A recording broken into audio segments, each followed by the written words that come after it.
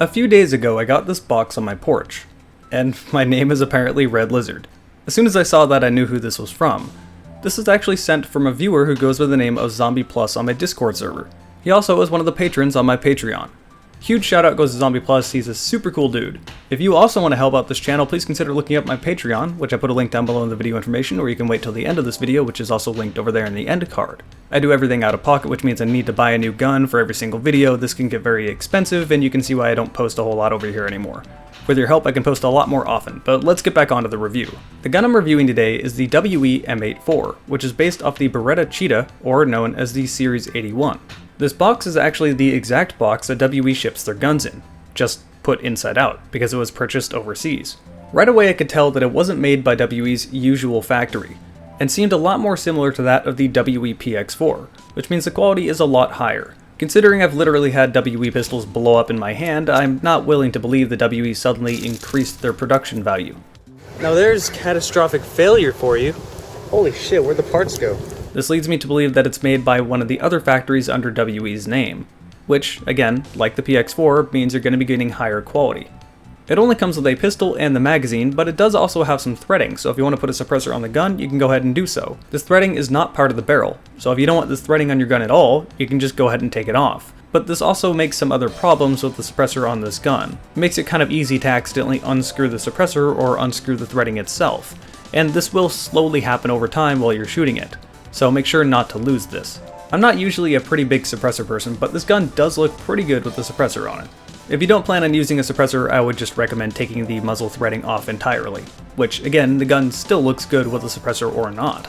Something I should get out of the way immediately is that even though this gun shares some resemblance to that of an M9, it is not compatible with Tokimori M9 parts. The frame is an entirely different size, the safety is entirely different, the magazine's entirely different, M9 magazines won't even fit into this gun, so it's an entirely different gun. It just sort of has a Beretta look to it. What this is actually based off of is the Western Arms M84.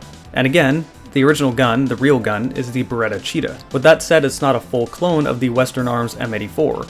Some parts are compatible, other parts are not. If a part breaks on this gun, it might make it somewhat difficult to find replacement parts. You'll also have to buy specific magazines for this gun. Again, as I've stated, M9 magazines do not fit into this gun.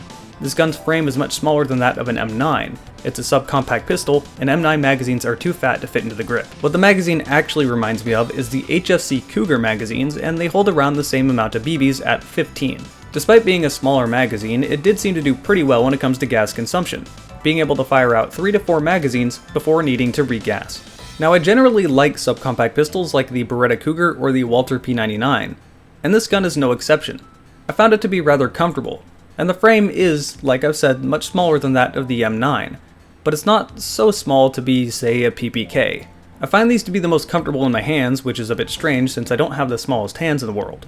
The one thing about this gun that really did surprise me though was that the recoil spring was incredibly stiff, making the gun have a good amount of recoil and giving a loud, satisfying metallic clank when you let the slide slam forward.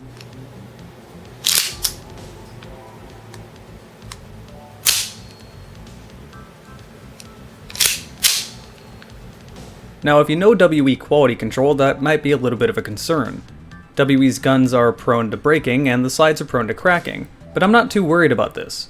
This slide is very thick, and overall the gun is more polished with better quality control than what I usually see out of WE, again closer to that of the PX4 line we saw in the past.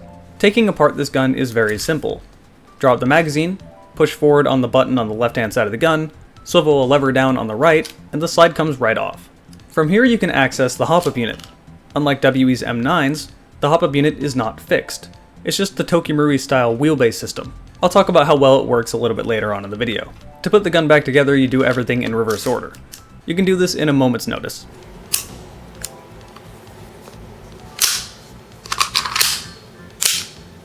The safety in this gun disengages the trigger. If the safety is up, pulling the trigger will do nothing. It also doubles as a decocking lever, and will put the gun in half cock. From this point, taking the gun off safety and pulling the trigger will fire, and each shot afterward will be in single action. Something important to notice is that this gun is supposed to be double action, but this gun doesn't seem to work on double action for me. Pulling the trigger just doesn't do anything. But it will fire from half cock, interestingly enough. So it's a problem that is a bit strange, but not big enough for me to really go out of my way to either fix it or get it repaired. Just note that this might happen to you. This gun has a mixture of WE trades and real trades. It has WE trades on the comically shiny, bad-looking pistol grip. I really should have talked about this sooner. The pistol grip looks, well, awful. It's very shiny, it's plasticky, and it just doesn't feel right or look right. I would recommend getting aftermarket grips and replacing these ugly-looking things. To make things even worse, the trademarks on this grip are spelt wrong. Apparently this is a military-spec combat pistol. Of course, I got plenty of those in my gun safe. Always combat pistols. A similar mistake was made in the trades on the barrel. It says caliber 9 short, which is accurate, but below that it says 360 auto, when it's supposed to say 380 auto. That said, the trades on the front of the gun don't seem to have anything off about them. The iron sights on this gun did their purpose fine. There's not a whole lot to say about them. They just do as they're expected. They don't look terrible, they're not difficult to see, they're not overly easy to see, they don't really stand out as being bad or good. When I went outside to chrono this gun, unfortunately my chrono seems to have somehow magically killed itself between the last time using it and now. Just like all technology, when it breaks, it just kind of decides it gets too lonely and dies for no reason. So I can't give you a proper chrono reading, but everything I've seen online seems to be accurate. People are saying it's around 280 to 300 feet per second. When I shot at the bottom of a can, the first shot dented it, the second shot broke into it and stuck the BB into it, so this FPS does seem to be accurate. For a subcompact pistol, 280 to 300 feet per second is definitely respectable and not that bad. As for accuracy, it did again what I was expecting it to do. It took me a little while to kind of figure out the sights and where the BBs were actually going, but once I figured it out I had a pretty decent grouping going. Every once in a while a BB would sort of veer off into a random direction for whatever reason, but for the most part the BBs went where I was pointing the gun. Keep in mind, the targets I am shooting at are small 22 targets. A human-sized torso at this range would be no problem. I would say the max effective distance would be around 75 feet. Anything past that and you're simply not going to be able to consistently hit your target, which again is about what I expected. Pretty okay for a subcompact pistol, nothing absolutely amazing, nothing bad, just a respectable performing gun. So where does that leave us with the WE M84? Let's go over the positives. Its build quality is much better than that of usual WE. It's got crisp and snappy recoil that is much stronger than most airsoft gas blowbacks. It's very good with gas consumption, being able to fire 3 to 4 magazines out before you need to re-gas. Its subcompact design makes it easier to slip into holsters, and as a whole, it's a very respectable performing gas blowback. I only have 3 cons when it comes to this gun. The first 2 are not really that big of a deal. The first one is that the trades are a little bit goofy and kind of off. The second is that the pistol grip is, well, ugly, but the grips are replaceable and you can put something else on it that looks way better. The third one is not such a small gripe though, and that's that getting replacement parts might be pretty difficult. It's not Tokimori compatible and you're going to need to buy proprietary magazines for it. Now would that be a reason to not buy this gun? I guess that would depend on the person. If you really want a Beretta Cheetah though, I really can't tell you anything other than this is absolutely worth your money. The quality is fantastic and the only downside is just being able to find more parts for it. With that said, maybe I'm overplaying that a little bit as WE guns always end up getting a bunch of parts after they're released. This also includes third-party parts that will end up better than the original stock parts. In the end of the day, I came into this expecting a modified version of a WE M9 that really wasn't any better than what we've already seen out of the WE M9 line, and came out of it pleasantly surprised. Instead I got something better than the WE PX4 line, which were very good pistols. These will only cost you around $100, and they haven't hit stateside yet, but you can order them from Asian retailers. I'm sure within time they'll eventually hit stateside, and getting replacement parts and all of that will be much easier. If that's a huge deal for you, maybe hold off till then, but otherwise if you're interested and you're thinking about buying this, absolutely pull the trigger on it. That about sums up my review for the WE M84 Cheetah. I've been inactive for a while, so go ahead and share this video around, or a lot of people might not see it, not knowing that I posted anything new. Again, if you really enjoyed it, be sure to check out my Patreon. Thanks for watching, and I will see you guys next video.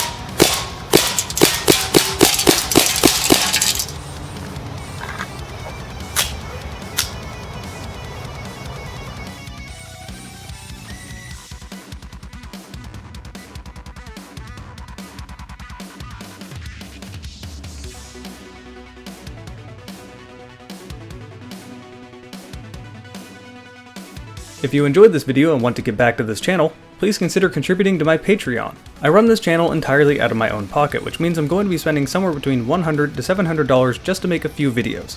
This is obviously not sustainable, so anything you guys can give would be a great help. Also consider checking out my other accounts. My video game account focuses largely on guns, so you'll probably feel right at home. Keep in mind, more views means more revenue, and more revenue comes right back to this channel. Thanks for watching, and I'll hopefully see you guys on my other channels.